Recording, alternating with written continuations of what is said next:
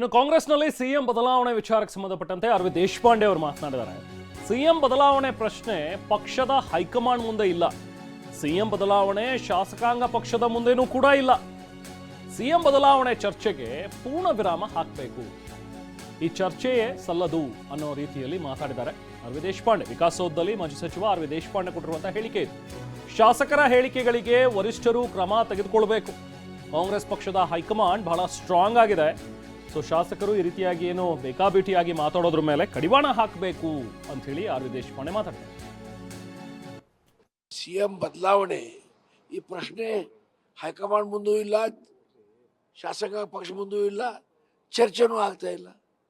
ಇದಕ್ಕೆ ಪೂರ್ಣ ವಿರಾಮ ಹಾಕಿದ್ರೆ ಒಳ್ಳೆಯದು. ಹೈಕಮಾಂಡ್ ಹೇಳಿದಾರೆ ಅಂದ್ರೆ ಹೈಕಮಾಂಡ್ ಆಕ್ಷನ್ ತಗೋಬೇಕಲ್ಲ. ಹೈಕಮಾಂಡ್ ಭಾಳ ಸ್ಟ್ರಾಂಗ್ ಇದೆ, ಇನ್ನೂ ಸ್ವಲ್ಪ ಹೆಚ್ಚು ಸ್ಟ್ರಾಂಗ್ ಆಗಿದೆ. ಈಗ ಸಿಎಂ ಬದಲಾವಣೆ ಈ ಪ್ರಶ್ನೆ ಹೈಕಮಾಂಡ್ ಮುಂದೂ ಇಲ್ಲ, ಶಾಸಕ ಪಕ್ಷ ಮುಂದೂ ಇಲ್ಲ, ಚರ್ಚೆನೂ ಆಗ್ತಾ ಇಲ್ಲ. ಇದಕ್ಕೆ